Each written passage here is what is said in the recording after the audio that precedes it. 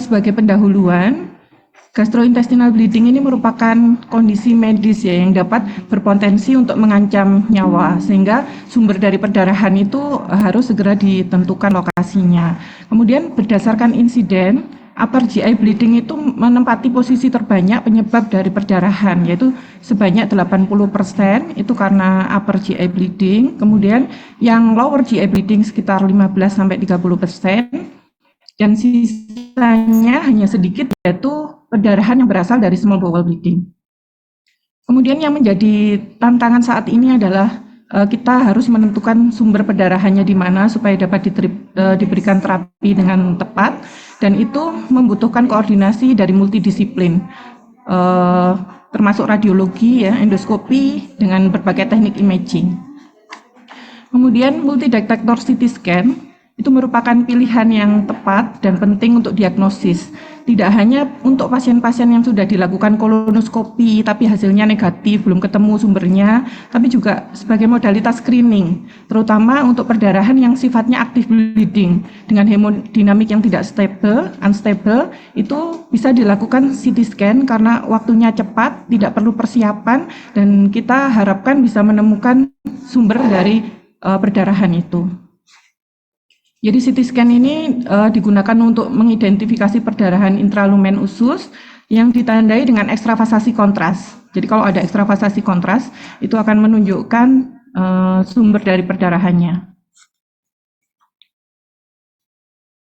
Ini ada beberapa terminologi, terminologi yang harus kita tahu ya pada saat kita menuliskan reporting, membaca CT scan dengan klinis, GI bleeding, supaya apa yang kita tuliskan itu menghasilkan komunikasi yang efektif dengan klinisi.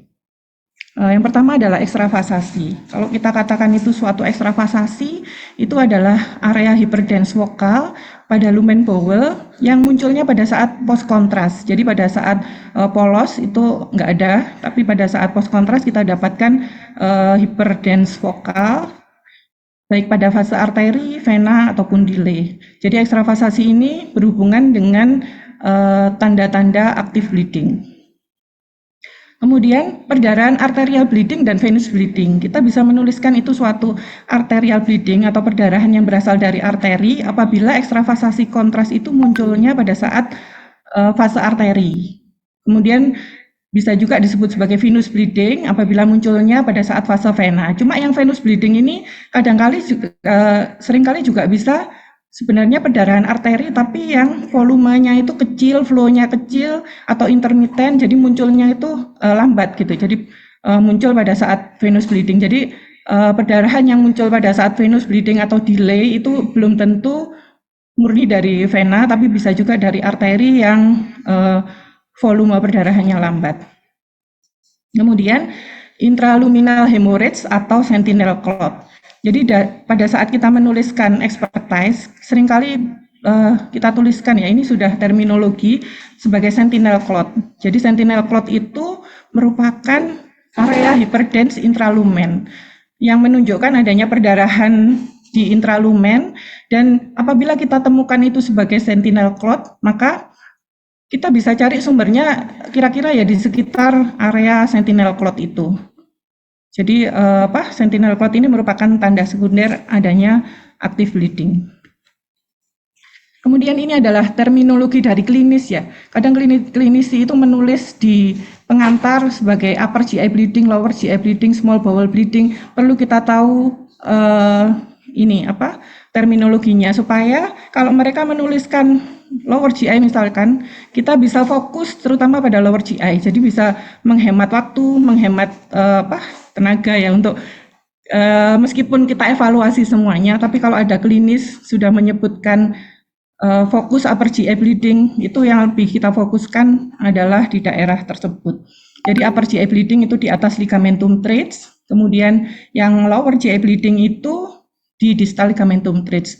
Kalau small bowel bleeding itu area antara ampula veteri ya sampai sisi proksimal dari ileocecal valve itu disebut sebagai small bowel bleeding, dan ini cuma sedikit sih kemungkinannya. Kemudian ada juga obscure GI bleeding. Kalau obscure GI bleeding itu biasanya diidentifikasi sebagai perdarahan gastrointestinal yang sudah dilakukan endoskopi, sudah dilakukan imaging, tapi masih belum ketemu juga sumber dari perdarahannya, itu disebut sebagai obscure GI bleeding. Kalau overt GI bleeding, klinisi nulis begitu, maka itu adalah suatu hematemesis, ada gejala klinis yang muncul gitu ya, yang sudah jelas itu ada perdarahan. Jadi ada hematemesis, hematochezia, ada melena, sudah jelas adanya perdarahan. Kalau acute GI bleeding itu perdarahannya secara klinis nggak kelihatan. Kelihatannya dari pemeriksaan lab, misalkan ada eritrosit di feses atau ada anemia yang kronis, defisiensi besi yang sumber perdarahannya tidak diketahui.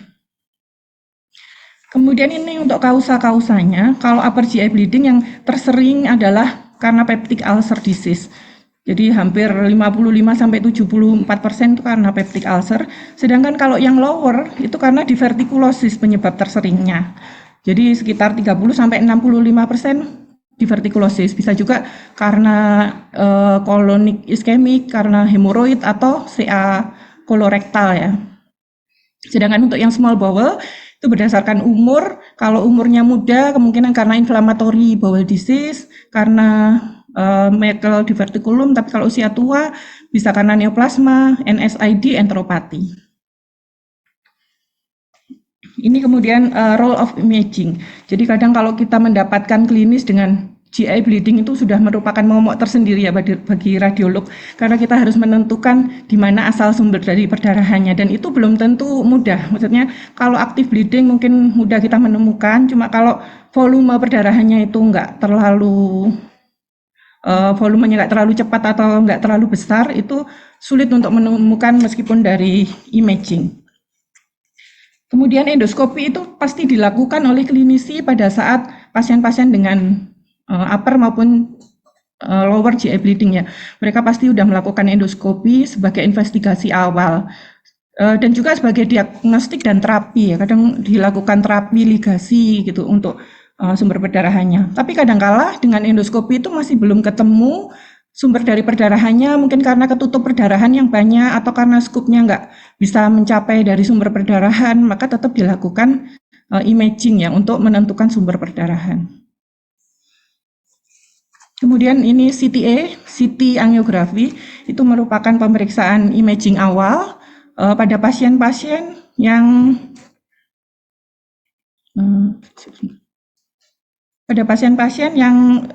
dengan klinis GI bleeding, dengan sensitivitasnya cukup baik ya CTA, dan untuk yang kecepatannya lebih dari 0,35 ml per menit.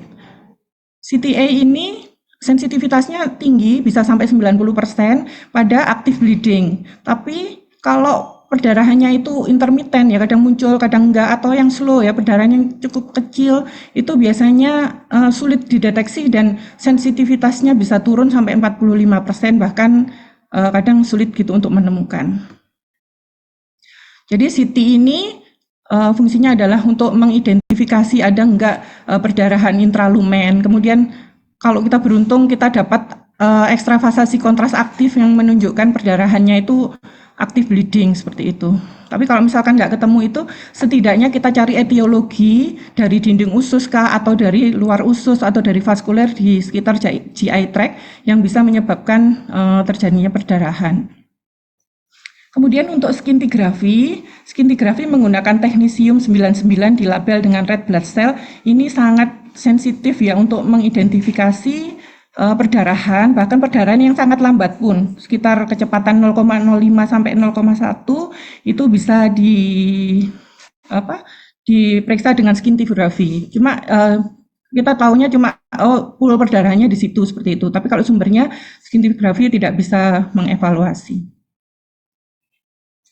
Ini ada beberapa CT scan ya yang kita lakukan, ada CT angiografi, CT enterografi, dan kateter angiografi atau konvensional angiografi. Kalau CT angiografi itu merupakan imaging awal untuk pasien-pasien yang unstable. Jadi pasien-pasien dengan hemodinamik yang nggak stable itu bisa dilakukan CT angiografi. Kalau dia nggak memungkinkan dilakukan endoskopi maupun kolonoskopi, bisa dilakukan CTA ini, CT angiografi, karena pengerjaannya cepat, terus nggak perlu persiapan dan hasilnya bisa cukup diagnostik untuk active bleeding pada pasien-pasien yang unstable. Kemudian untuk CTA sendiri pada pasien-pasien yang stable itu juga perlu dikerjakan pada yang dicurigai perdarahan aktif. Jadi kalau secara klinis kira-kira ada perdarahan aktif, boleh dilakukan CTA. Kemudian image yang diambil adalah fase late arteri, fase vena porta, dan fase delay. Kalau CTA tidak perlu kontras oral, dan CTA ini diidentifikasikan pada yang perdarahannya aktif. Tapi kalau perdarahannya sudah berhenti atau tidak aktif bleeding, maka tidak disarankan untuk dilakukan CTA. Lebih baik kita pilih yang CT enterografi kalau perdarahannya sudah tidak aktif. Untuk CT enterografi sendiri, itu juga bisa digunakan untuk menilai sumber dari perdarahan yang obscure bleeding. Jadi obscure bleeding yang tadi kita bahas, sumber perdarahannya belum diketahui meskipun sudah dilakukan pemeriksaan endoskopi, kolonoskopi, imaging, tapi perdarahannya belum ketemu, maka kita lakukan CT enterografi. CT enterografi ini dilakukan pemberian kontras netral ya pada usus, sehingga ususnya bisa terbuka lebar, kemudian dinding ususnya kelihatan jelas, sehingga kita bisa menilai adanya patologi di luar dari dinding usus itu. Jadi misalkan ada inflamasi, ada malignansi, ada gangguan lain vaskuler di luar usus, bisa kita evaluasi dengan CT enterografi. Kemudian kalau CT konvensional angiografi atau CT ini ya, yang menggunakan kateterisasi yang biasanya dilakukan oleh radiologi intervensi dengan selektif arterial kateterisasi untuk mengidentifikasi perdarahan gastrointestinal, itu biasanya tidak untuk terapi saja, tapi juga seringkali dilakukan untuk tidak untuk diagnostik, tapi juga sekalian dengan terapi. Biasanya kalau misalkan ada active bleeding, maka sekalian dilakukan embolisasi. Tapi pada pasien-pasien yang recurrent ya, bolak-balik bleeding atau intermittent lower GI bleeding, kateter angiografi ini juga bisa dilakukan untuk provokasi ya, untuk mengidentifikasi dari sumber perdarahannya. Jadi dilakukan provokasi aktif untuk mengevaluasi sumber dari perdarahannya. Karena kalau misalkan nggak ketemu dari pemeriksaan yang lain. Ini adalah CT teknik dari gastrointestinal bleeding. Kalau yang CT enterografi tadi pakai kontras netral ya, kontras netral bisa air atau bisa kontras yang sangat encer. Kemudian untuk waktu timingnya sendiri, kalau bedanya antara CT angiografi dengan enterografi hampir sama ya. Dipakai late arterial yaitu 35 detik, kemudian kalau enterografi itu enterik hampir sama sih dengan portal venus, yaitu sekitar 50-60 detik, dan delaynya boleh 90 atau lebih lama. Kadang kita harapkan kalau lebih lama perdarahan-perdarahan yang lambat itu bisa muncul di fase-fase yang akhir gitu. Kemudian ini gambaran radiologisnya pada CT dengan gastrointestinal bleeding. Biasanya yang kita harapkan adalah kita ketemu area dengan densitas tinggi yang menunjukkan active bleeding. Jadi kita ingat kembali kalau cairan itu di dalam usus densitasnya sekitar 0 sampai 15 HU, tapi kalau darahnya itu clotting atau dekat dengan sumber perdarahan itu HU-nya lebih besar, sekitar 45 sampai 70 HU. Tapi kalau HU-nya udah semakin agak hyperdense gitu ya, agak jauh dari sumber perdarahan, karena dia udah dilusi dengan dengan lumen usus yang isinya cairan itu. Jadi udah mulai kecampur dengan lumen usus yang isinya cairan, maka densitasnya udah menurun, itu agak jauh dari sumber perdarahan.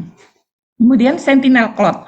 Jadi sentinel clot ini perlu kita cari pada CT scan, yaitu berupa area hyperdense yang dekat dengan sumber dari perdarahan, di mana kalau kita ketemu sentinel clot intralumen intestin ya, dari intralumen intestin kita lihat semua, kalau kira-kira ada yang hyperdense gitu ya, kita curigai sebagai sentinel clot, maka untuk sumber perdarahannya nanti kita cari di sekitar situ kemungkinannya.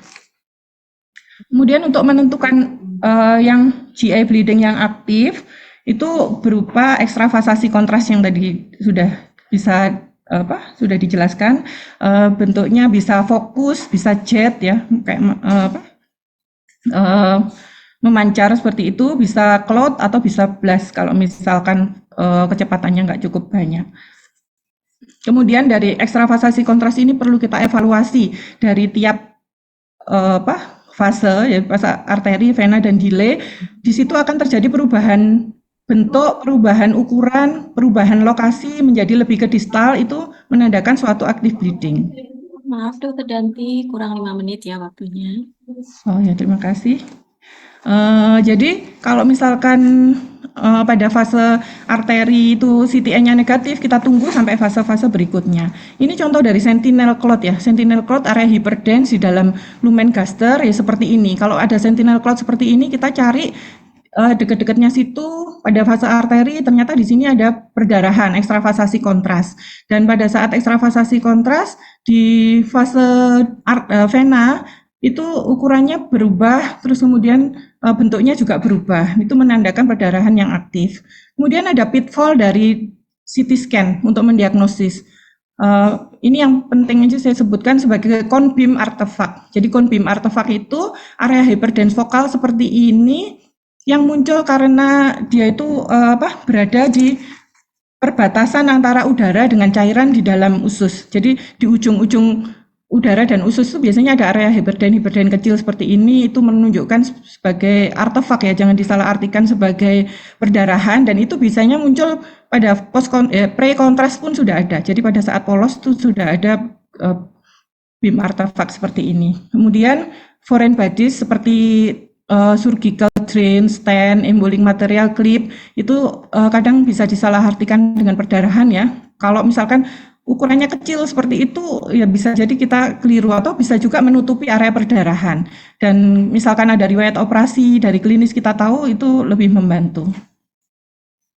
Ini contoh dari active bleeding pada proximal duodenum di mana ada duodenum ulcer ya, pada foto polos, pada CT polosnya tidak kelihatan, kemudian pada fase arteri ada ekstravasasi kontras, dan pada fase vena ekstravasasi kontrasnya menjadi lebih banyak, menandakan suatu active bleeding.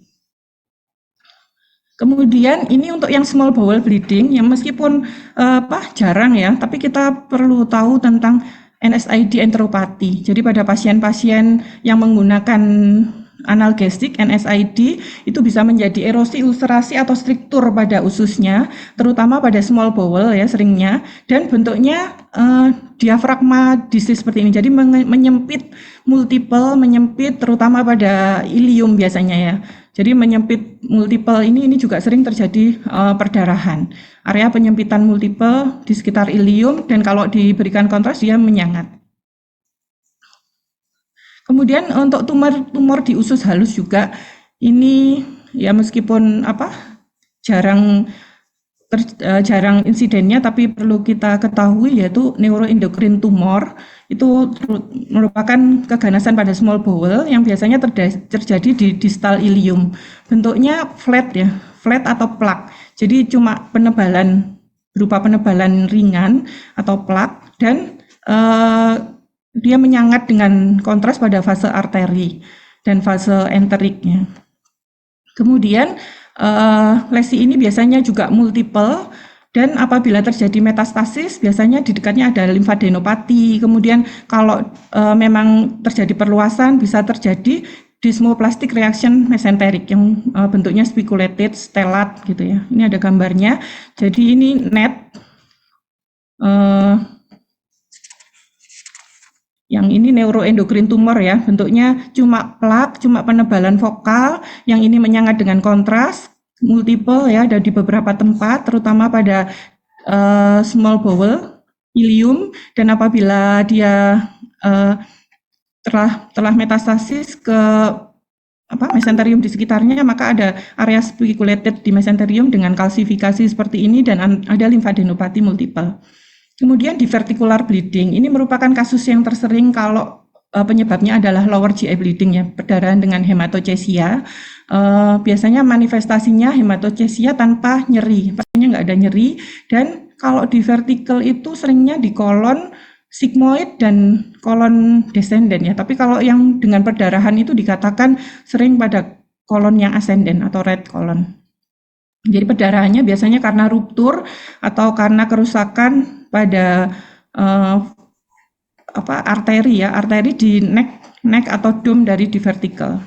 Kadang juga dipicu oleh penggunaan antikoagulan pada pasien-pasien penggunaan antikoagulan dan NSAID. Maaf Ini dok, contoh waktunya divertikel. sudah habis. Oh ya, kurang sedikit ya dok. Iya. 1 menit dok. Ini di vertical, multiple di vertical, kemudian pada fase arteri ada perdarahan, dan pada fase vena perdarahannya semakin banyak. Kemudian colorectal cancer ini juga menyebabkan gastrointestinal bleeding. Ini contoh massa dengan gastrointestinal bleeding pada fase arteri dan pada fase vena kita lihat adanya perdarahan. Kemudian ini ada reporting template ya pada saat kita menuliskan CT scan, nanti bisa dilihat di radiologi report. Ini saya ambil dari radiologi report yang kita tuliskan temuannya biasanya ada nggak ekstravasasi kontras intralumen, ada nggak sentinel clot, kemudian sumber perdarahannya apakah dari arteri atau vena, itu kita laporkan dalam laporan kita, lokasinya di mana. Kalau kita ketemu etiologi lebih bagus lagi etiologinya kira-kira apa di dalam intestin atau di luar intestin. Baik, terima kasih untuk penutup. CTA ini merupakan first line diagnostik awal ya, modalitas lini pertama untuk pasien dengan perdarahan saluran cerna yang akurasinya cukup tinggi. Ini merupakan penyebab perdarahan gastrointestinal, biasanya perlu dilengkapi dengan angiografi konvensional tadi atau nuklir ya. Kemudian interpretasi kasus pada perdarahan gastrointestinal itu menjadi tantangan karena banyaknya gambar yang harus dilihat, diinterpretasikan, dan beragam potensi yang menyebabkan perdarahan itu sangat bermacam-macam sehingga menjadi challenging sendiri untuk radiolog. Baik, terima kasih. Saya rasa cukup untuk presentasi saya. Saya kembalikan kepada Dr. Andra. Terima kasih, Dok. Iya, terima kasih.